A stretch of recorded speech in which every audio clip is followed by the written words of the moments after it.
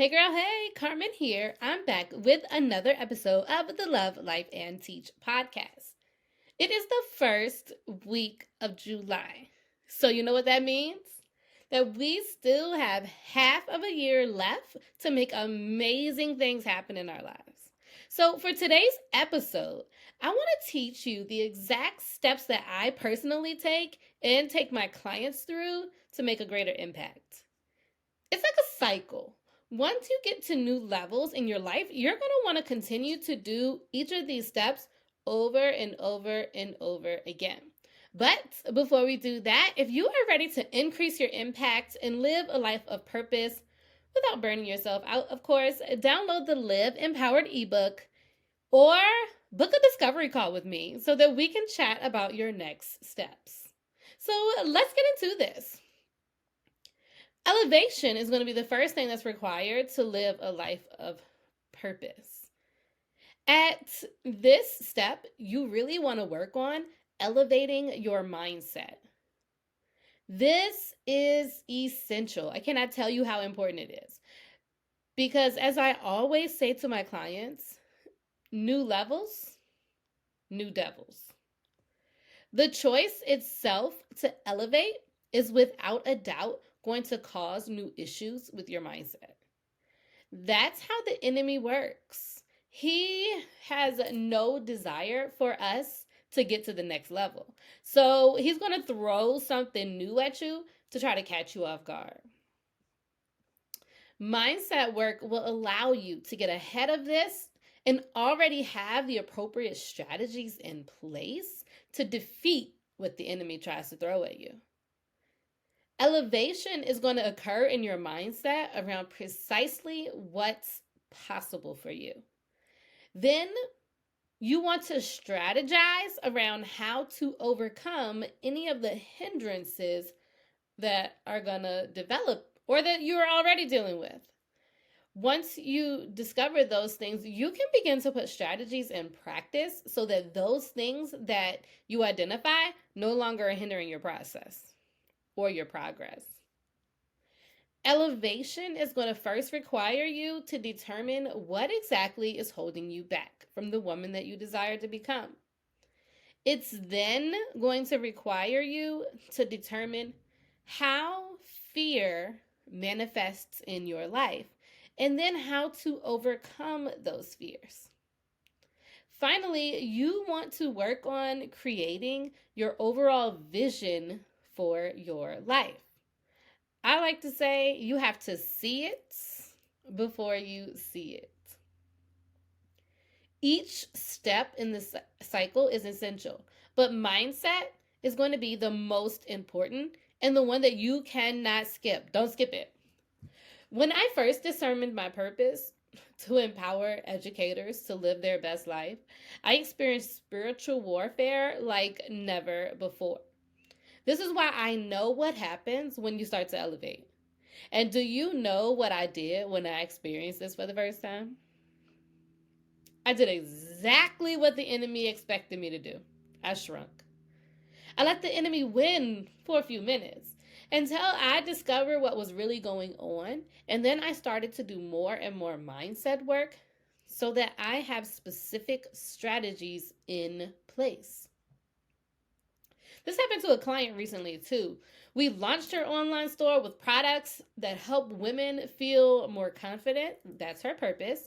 And do you know what happened next? The enemy attacked her mindset and she fell into a bit of depression until we went back to the mindset work to do other things to put mindset practices in place. So you got to do that mindset work. The next step in the cycle is reinvention. This is the fun part. You get to dream as big as you want to dream to discover who you truly are on the inside and what it is that you desire.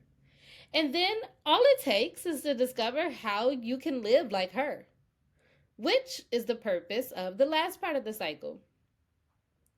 Reinvention is going to require you to first engage in self-love and self-care. And if you haven't checked out the self-love series, go back and check out the last 4 episodes.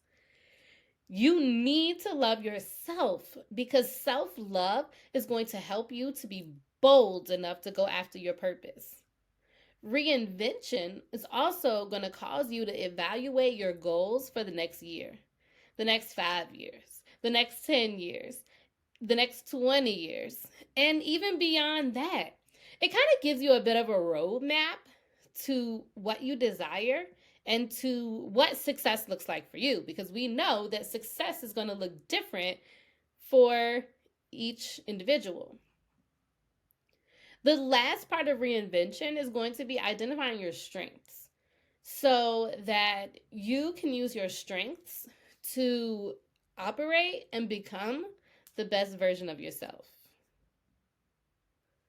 The final step in the cycle is going to be to live more intentionally.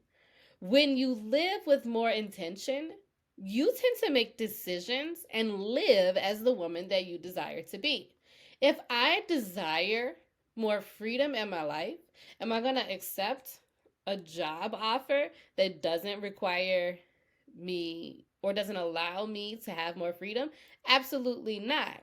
Am I going to sign up for the committee that is going to give me less freedom? Heck no. I'm not doing that because, again, it doesn't align with who I desire to be. You already know who you are on the inside, or who she is, that woman that you want to be.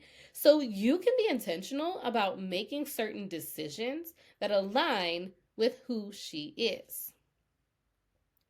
In order to live more intentionally, here's what I want you to do. The first thing that you're going to have to do is you're going to have to start by setting clear boundaries so that you learn to say no to the things or the people, because people can be distractions as well, though, that no longer serve you. And you are going to say yes to what's going to move the needle forward in your life. The next step is going to be to make sure that you have routines in place that are going to help you become the woman that you desire to be. So your morning routine, your evening routine, your routines for work if you work a full-time job. If you're an educator, you're going to want to have a specific routine when you get to school every morning, which means that you can't be getting into the school building at 7:55 and when you're supposed to be there at 8. You're going to have routines in place in the afternoon at school too, so that you are your most productive. And then that also goes back to setting boundaries. You're going to want to eliminate distractions in the school building so that you can actually live out and do what you said you were going to do with that routine. Having routines in place helps you to feel more productive, and it's going to allow you to calm a lot of the chaos that you experience in your life. As educators, again, you're going to want to have a routine for both home and school. When living more intentionally, you're also going to want to work on planning with a purpose. Purposeful planning is so important because we spend a lot of time not planning. And so really what we're doing is planning to fail. That includes your lesson plans. You want to make sure that you have a specific routine for lesson plans in the way that you plan so that you can plan more effective and you can plan more efficiently, because who wants to spend all their time planning lesson plans? Not me. Now, I'm a coach, so who really wants to spend all their time planning for professional development? Not me. So you're going to want to make sure that you are planning in a way that is going to give you more peace. That's it. That's it. 3 simple things to live your most empowered life. You are ready to live empowered so that you can create more joy. Living empowered allows you to create more freedom while also increasing your impact and your income. It's about making those decisions that you are going to constantly and consistently do what you love while also elevating in every area of your life. You got this. I love you, girl. See you next time.